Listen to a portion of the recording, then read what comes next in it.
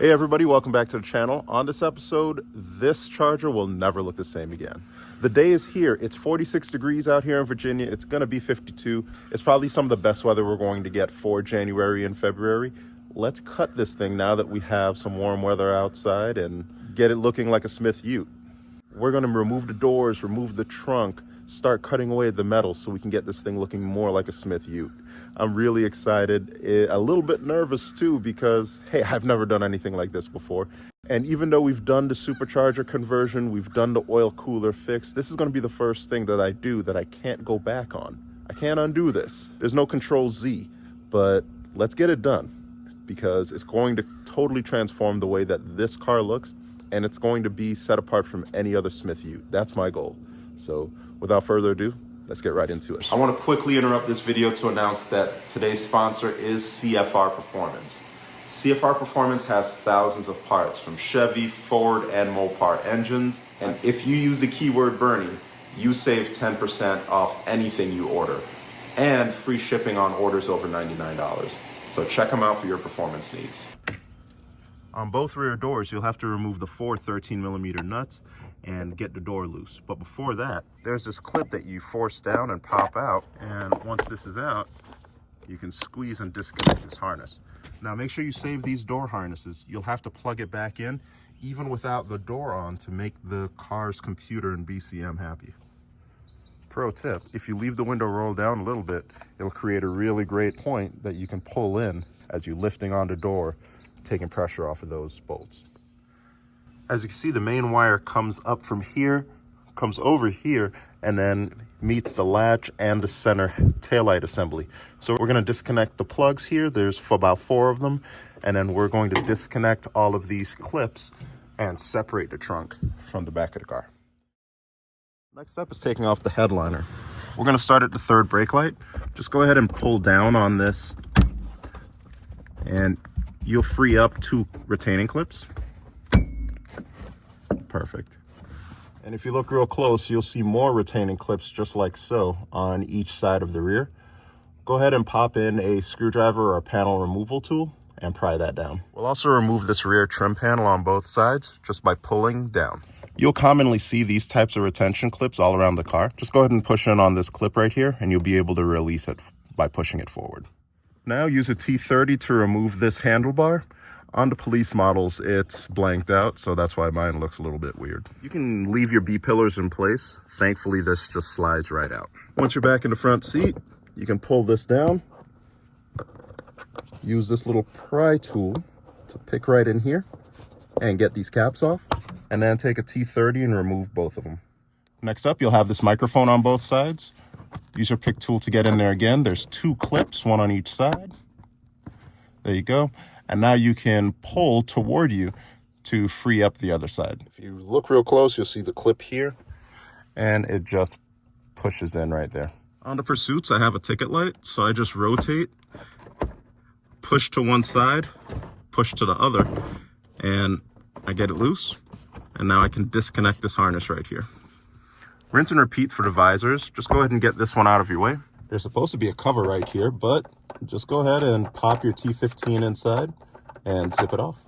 On this side, you'll see a seam right out in front. You can put your pick tool right inside there and separate. There we go. And 2 more T15s. This cord is going to be hard to pull, but just go ahead and tug on it a little bit. It'll separate the glue that it's attached to from the headliner, and then you can reach back behind it and disconnect it. And then finally, if you look down here, you'll see the connection for all of the wiring that goes into your headliner. Go ahead and disconnect that, and everything will fall right out of place.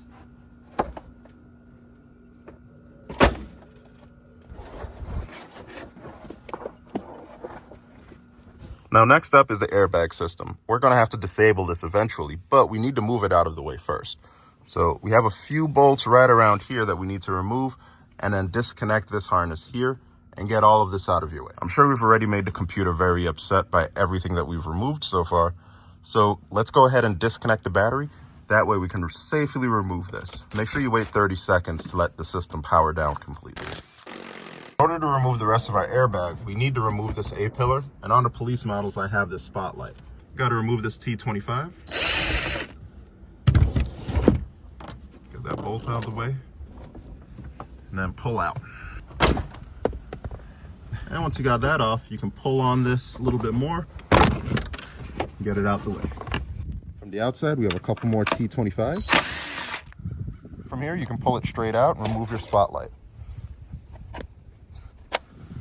We also need to get this antenna out of the way by zipping off this 10mm, prying off all these cable retention bolts, and removing this airbag the same way we did on the driver's side.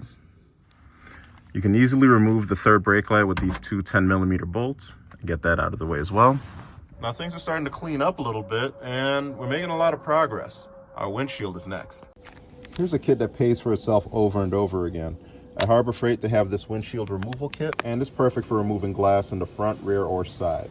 So what we do is, we take our T-handle, we thread a piece of wire through it, and then we stick it from the inside going outside. And hopefully, that wire comes through on the outside. There we go. Once it's done, we can connect it to two T-handles and work that adhesive loose as we're cutting it all the way across the rear glass. So I got a little impatient. I already cut that side and most of that side off. And I was just trying to push the glass a little bit and it was under too much tension. So totally cracked out on me. I wasted a lot of time on this rear glass. I could have smashed it and cleaned everything up in about 10 minutes, but instead I spent close to an hour trying to gingerly cut around this thing. So if you're doing this, I recommend just smashing it and being done with it.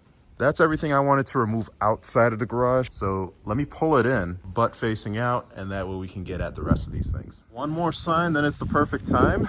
It just started raining. Curious to see how pissed off this computer is. Let's reconnect everything. Just realized I don't have a backup camera now. Uh-oh.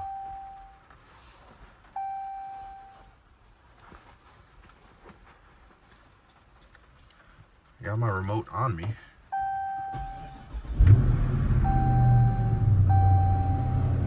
Okay. Not totally pissed off. Check engine light is off, but that's because of the battery.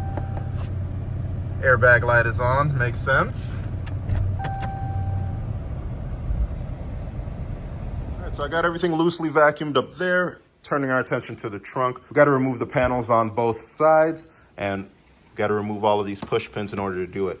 There are a couple of electrical connections behind these trunk lights, but just be careful with them, move them out of the way, and you'll be at this point. Now in the trunk, there are 8mm screws that need to be removed for the taillights, and then a bunch of Christmas trees that you can pop off all across the bottom so we can get them out of the way when we start making our cuts. We'll clean these up as we get to it, but there's no time like the present to make sure we have everything labeled well.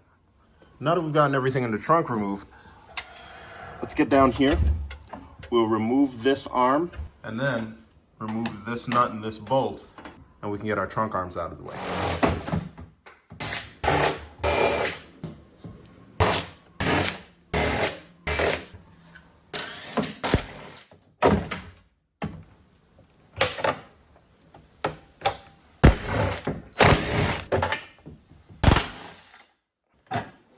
Now looking at our passenger side corner here, I want to remove the sill plate that's down here just by pulling everything up.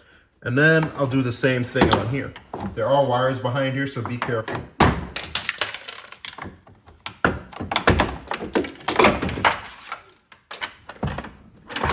Get that piece out. There's an impact sensor here as well as a seat belt, so I'm going to disconnect the power again before resuming. I come back with my T50.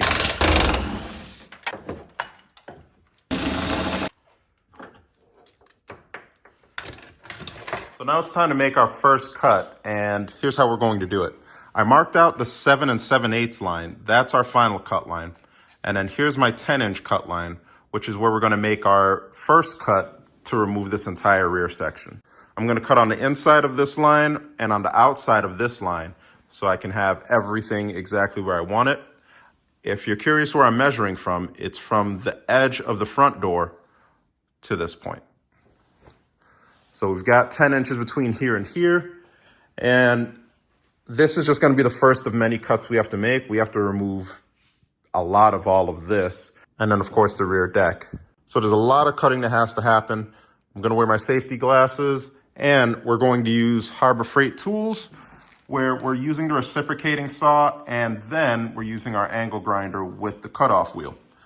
The cutoff wheel is gonna be perfect for the flimsy metal that's in the middle, and then the reciprocating saw will be just right for here and the other end where there's thick cuts of multiple pieces of metal bonded together. On here, we'll come back with the reciprocating saw all the way and get all of this out. There's no going back from this moment, so let's get cutting.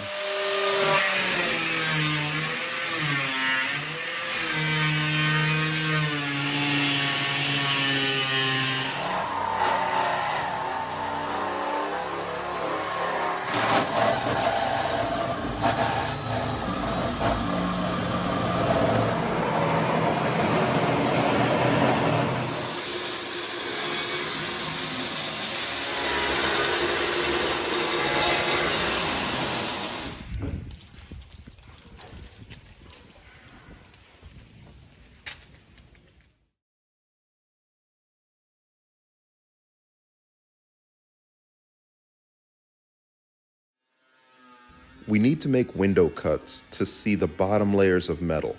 The sheet metal is flimsy and easy to remove. Now from here, I'll start carving the unnecessary bits away, including our inner structure and taillight pocket.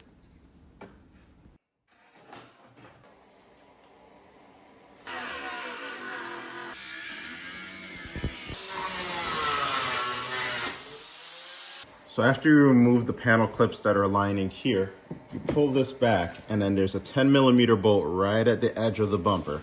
And then down at the bottom, there's a 7mm as well. After that, you can just reach behind here and start to pull on this bumper. It's gonna feel wrong, but just keep pulling and then you'll hear it snap. Now we can disconnect that marker light and do the same thing to the other side.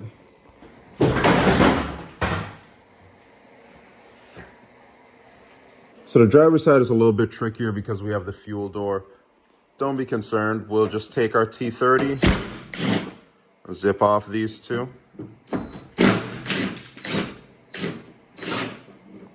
Get this door out the way. Now this cable connection doesn't release on this side. So, since I'm gonna be removing this section anyway, I'm gonna drill out this center portion right here. Now I can release that and get this entire piece out of my way.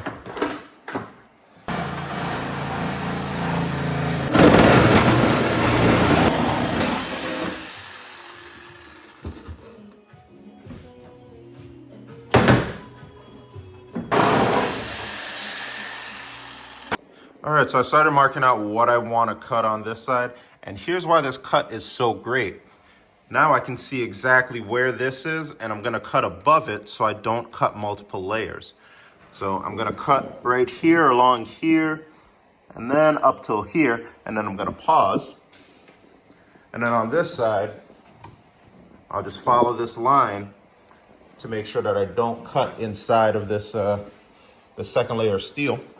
Come around here and then down, and then I can rejoin the line that I was originally cutting.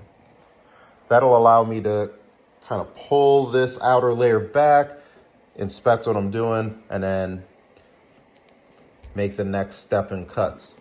Now on the back side, it's gonna mirror what it looks like over there.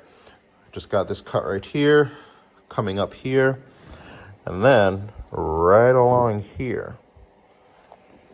So let's finish up this final cut.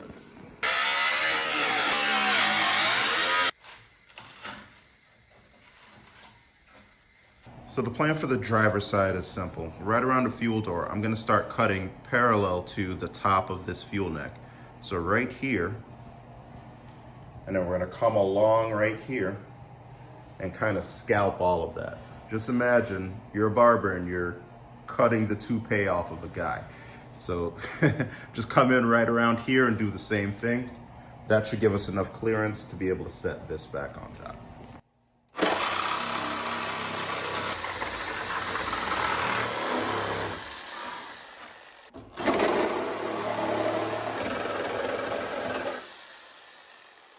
One more note, I tried to cut a slit right in here, hoping that the aluminum can just pocket right inside and be good, but it can't. It still needs all of this to be cleared up. So make a note, this little bend right here, everything above the bend needs to come out so that it can fit snugly against this wall and hug that line really closely. So here's how the cut looks on the driver's side. I had to cut a little bit more off on this side, but I plan to add foam in right down in here because we're so close to the road noise from the wheel area. So what I'll do is I'll put a plate down here and fill some of that up with some foam so that we can dissipate some of the noise that I expect to have. But in any case, this is looking great. I got everything lined up from the bed perspective. If I have to end up trimming it closer, then I'll just do that. Here's all of the metal that we've cut so far. I chunked off these taillight sections just for a special project I'm working on. We'll see if it works out. But here we are. We've made a lot of progress, and here's what we're looking like. Still got a little bit more cutting to go, some fine tuning, but pretty proud of it. All in all, this is a really awesome kit. Now, mind you, they made 1.8 million chargers, so I don't feel all that bad about cutting this one. When it retired from the state of Ohio, it was a little rough around the edges, and we kind of gave it a second chance at life with not only fixing the overheating issues, we're fixing some of the cosmetic defects, and of course, a supercharged engine. So, do you think Ohio will want it back? Leave a note in the comments, let me know. But thanks for watching. Appreciate all of the love and support. And on the next video, we will show you some of the things that I'm doing with the tail end of the car. I know we've focused on a lot of that for this video, but you'll like what's to come on the next one. Thanks for watching.